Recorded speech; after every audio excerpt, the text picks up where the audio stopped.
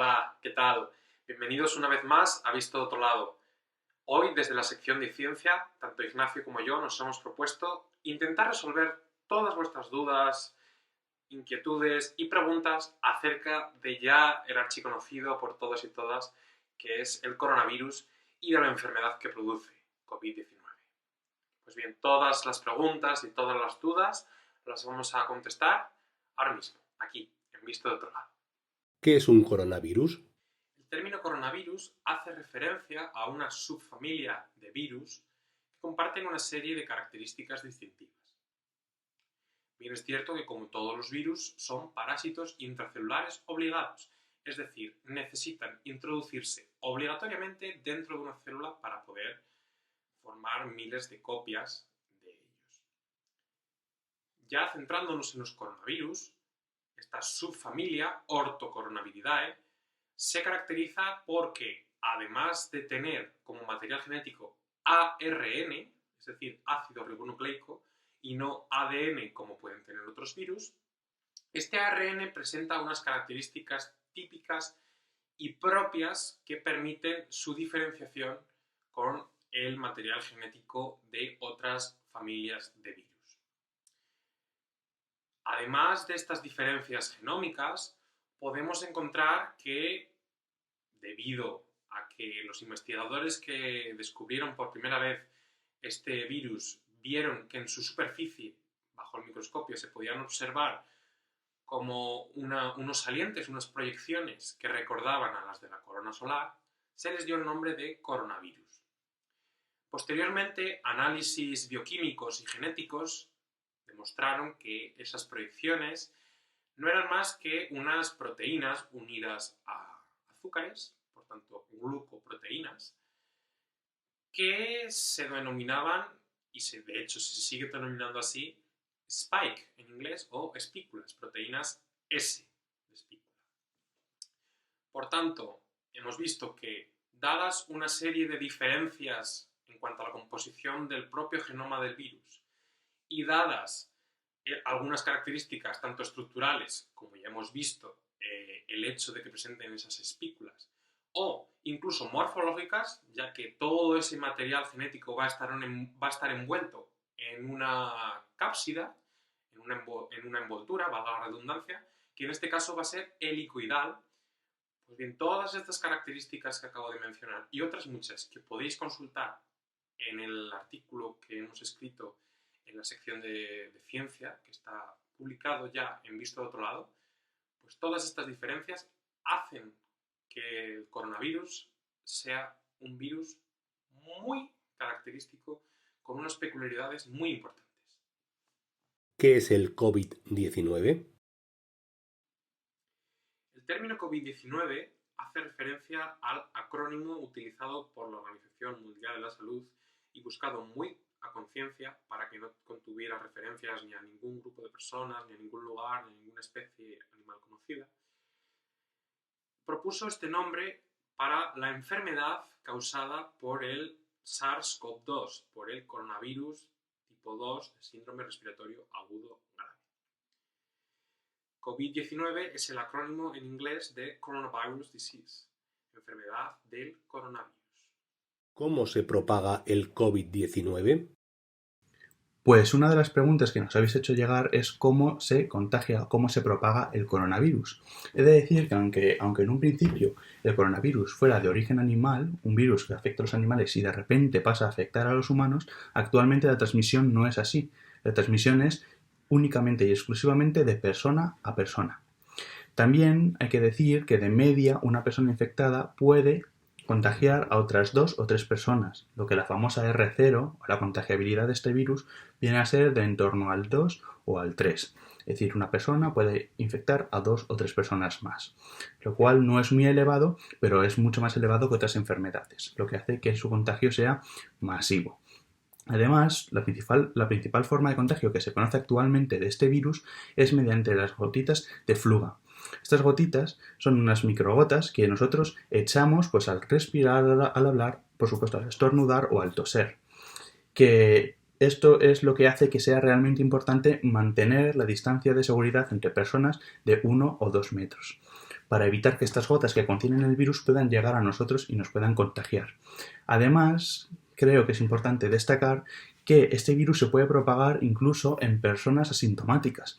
Sabemos que tiene una incubación asintomática antes de presentar los síntomas clínicos, pues durante este periodo también se puede contagiar el virus. Y no solo eso, sino que después del último resultado serológico negativo para coronavirus, se puede seguir contagiando durante otras dos semanas o 14 días. ¿Cuáles son los síntomas principales del COVID-19? Los principales síntomas de la enfermedad COVID-19 son tres: fiebre, tos seca y dificultad para respirar. Aunque bien es cierto que hay otros que van desde un grado más leve hasta un grado mucho más severo, agravándose tales como dificultad respiratoria aguda, dolor de garganta intenso. En ocasiones se ha demostrado que algunos pacientes pueden tener diarrea, pero, insisto, los principales síntomas son la fiebre, la tos seca y la dificultad para respirar. ¿Puede transmitirse a través del aire el COVID-19? Ante la pregunta de que si el coronavirus puede propagarse de forma aérea, es cierto que faltan muchos estudios epidemiológicos que corroboren esto, pero lo que sí podemos saber, o lo que sí sabemos, es que se contagia a través de las gotículas que he mencionado anteriormente. Por eso es necesario que se mantenga la distancia de seguridad de entre 1 y 2 metros entre diferentes personas. Además, aprovecho que estamos hablando de esto para hacer un llamamiento al material que falta en los hospitales. Los médicos necesitan tener unos EPIs adecuados que les protejan. ¿Por qué? Porque incrementamos la capacidad de contagiar del virus cuando estamos generando aerosoles, que son como las microgotas, pero mucho más pequeñas y que se mantienen mucho más tiempo en el aire. Por lo tanto, aumenta mucho la capacidad de contagio.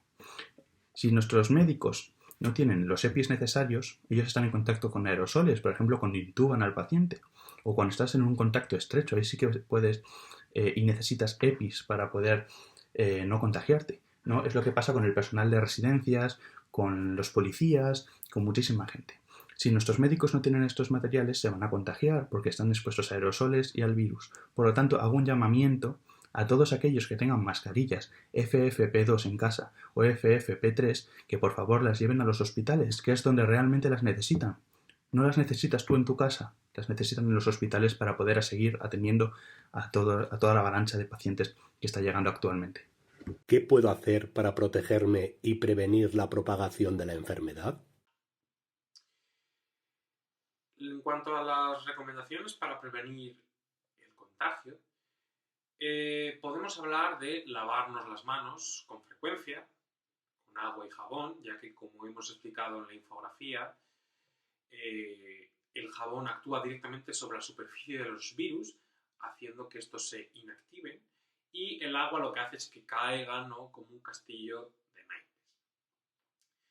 Otra de las recomendaciones a seguir es la de toser o estornudar en la parte interna del brazo, en la sangradura o sangría, y nunca hacerlo sobre las manos. En relación con esta medida, está la de utilizar pañuelos desechables de un solo uso. Evitar tocarnos los ojos, la nariz y la boca. Mantener limpias y desinfectadas todas las superficies de contacto en las que sepamos que ha podido tener contacto otra persona, e incluso si ya tenemos la certeza de que ha tenido un contagiado, como explicaré después, pues desinfectarlas con guantes y siguiendo las medidas oportunas. Y por último, la fundamental, la que ahora nos puede ayudar: quedarnos en casa.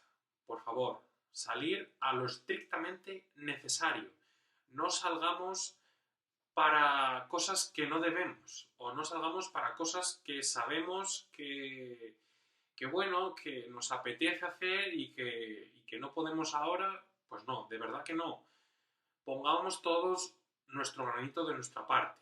Luchemos con las armas que podemos, y quedándonos en casa estamos haciendo ya una lucha muy eficaz contra el coronavirus.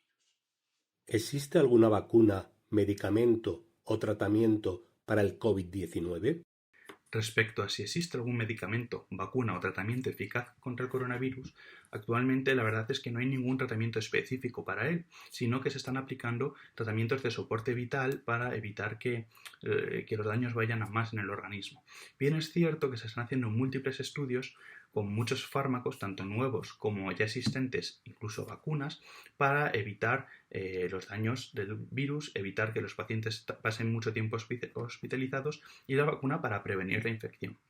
Actualmente lo más lógico es invertir en fármacos ya existentes que sean útiles, ¿no? Hacer estudios para ver la eficacia de estos fármacos. ¿Por qué? Porque las vacunas y los nuevos fármacos necesitan un proceso de aprobación que es muy largo y que estamos hablando de meses o incluso años, ¿no? Meses acelerándolo mucho para que se puedan comercializar.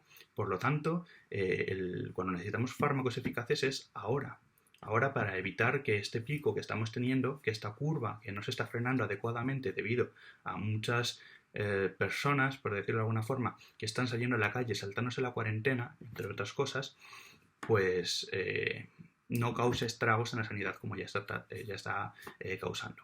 Cabe destacar una investigación que se ha llevado a cabo en Marsella a través de Philippe Cotret y Didier Raoult, dos investigadores, en el que han demostrado que la asociación de la hidroxicloroquina junto con la citomicina causa pues que los pacientes negativicen su resultado serológico para coronavirus entre los 5 y los 6 días, lo cual son muy buenas noticias.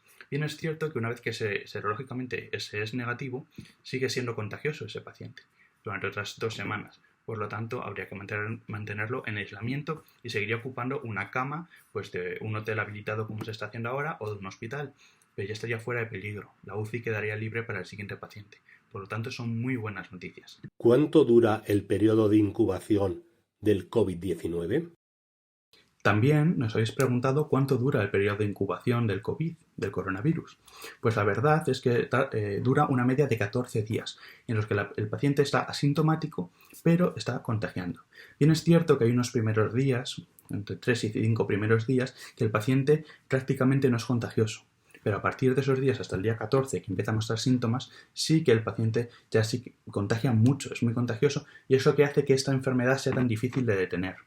También es verdad que hay estudios por el ECDC, el Centro Europeo de Control de Enfermedades, que aseguran que este periodo de incubación puede variar dependiendo del paciente entre los 2 y los 14 días. Y de que hay pacientes que muestran sintomatología a los 2 días, a los 5 o a los 10. Esto lo que nos viene a decir es que la cuarentena es eficaz 14 días si se hace bien, es decir, si se está cerrado en casa, y que hay pacientes que no están 14 días contagiando fuera, por lo tanto los contactos tienen menos riesgo, pero sin ninguna implicación clínica más allá de la epidemiológica de saber que hay contactos que a lo mejor no van a desarrollar esta enfermedad. ¿Pueden los humanos contraer el virus COVID-19 por contacto con un animal? Pero, ¿y los humanos podemos contagiarnos del coronavirus a través de nuestros animales, de nuestras mascotas? Pues la verdad es que no. Bien es cierto que he dicho que el origen de este virus es animal. Se cree que viene de los murciélagos que, bueno, en los mercados de las zonas, sobre todo asiáticas, que es muy común tener mercados de animales exóticos, pues han podido pasar mediante mutaciones a humanos. Además son zonas hiperpobladas que favorecen muchísimo la propagación de este virus una vez que ya pasa a humanos. Por lo tanto, en España no tenemos ni esos animales exóticos podrían tener ese virus, ni estamos tan hiperpoblados como en zonas asiáticas. Por lo tanto, no. Nuestros animales, además de que no puedan por razones demográficas, no pueden porque no están contagiados y no son vectores de la enfermedad.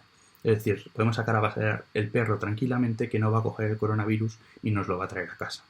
Por lo tanto, es ilógico que se están abandonando tantísimas mascotas, tanto en Italia como aquí en España. Además de ser ilógico, es inmoral. Por lo tanto, no hagamos el tonto y no abandonemos a nuestras mascotas, porque ni pueden transmitirnos el coronavirus, ni nos ponen en peligro, ni están ellas enfermas. ¿Cómo convivir con una persona infectada? Las principales recomendaciones que se hacen a aquellas personas que pueden convivir con alguien que esté infectado por la enfermedad COVID-19 son las siguientes.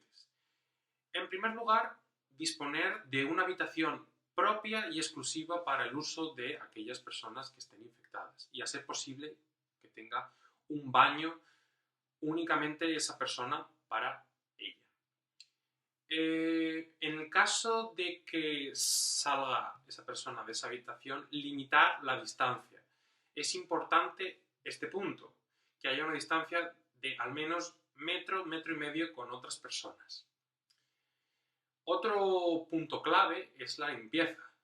Cuando tengamos que limpiar tanto zonas comunes como ya en el caso de zonas que sabemos que el posible infectado o ya infectado ha entrado en contacto con ellas, es la de usar mascarilla y guantes. Es obvio que tenemos que hacer esta limpieza utilizando agua y lejía, desinfectante, ¿no? Bien, limpiar todas las superficies de contacto frecuente. Ahora mismo todos tenemos a nuestro lado un móvil. El móvil es un foco muy importante de contacto, ya que continuamente estamos utilizándolo y por eso es importante desinfectar tanto móviles como pantallas, como gafas, de nuevo utilizando soluciones desinfectantes o con agua y jabón. Y fundamental, de nuevo insisto, en la medida de lo posible evitar el contacto directo con esas personas. De verdad que es algo que va a ir en beneficio de todos. ¿Cuánto tiempo sobrevive el virus en las superficies? También nos habéis preguntado que cuánto tiempo puede sobrevivir el coronavirus en diferentes superficies. Bien es cierto que esto no está muy bien todavía delimitado, ya que varía mucho dependiendo de la superficie y de las condiciones en las que esté esa superficie, es decir, humedad, temperatura, etc. En el aire se ha estimado que puede sobrevivir una media de 3 horas. En el cartón, este tiempo asciende a 24 horas. Y en el plástico y en acero inoxidable como los cubiertos puede ser de 3 días. Sin embargo, en la ropa, en los textiles, en las sábanas, que es a lo que a nosotros nos puede preocupar más porque estamos más en contacto con ellos, todo parece indicar que apenas sobrevive un par de horas. Por lo tanto, el riesgo es mínimo de contagio a través de estos elementos. Para desinfectar, lo que se ha demostrado que tiene eficacia es soluciones alcohólicas a más del 60% de concentración, de alcohol etílico. También soluciones de concentración superior a 0,1% de lejía o hipoclorito sódico y concentraciones superiores al 0,5% de peróxido de hidrógeno, o lo que viene a ser lo mismo, agua oxigenada. ¿Qué puedo hacer para ayudar a combatir el virus? Para luchar contra el coronavirus no hay más que seguir las recomendaciones que todos los días nos recuerdan las autoridades competentes, ¿no? Las organizaciones sanitarias. Sigamos las recomendaciones a rajatabla, no salgamos de casa más que para lo estrictamente necesario. Y por favor, de verdad, con una higiene que tengamos todos habituada y continuada y siguiendo las medidas de confinamiento social, entre todos sí que podemos luchar contra esta enfermedad. Así que desde Visto de Otro Lado, una vez más, hacer la recomendación de que os quedéis en casa, de que nos quedemos todos en casa y así poder conseguir luchar contra este virus. Muchas gracias por ver el vídeo y de verdad que si tenéis alguna duda o pregunta que salga nueva, por favor no dudéis en consultárnosla. Muchísimas gracias por estar ahí. Un saludo.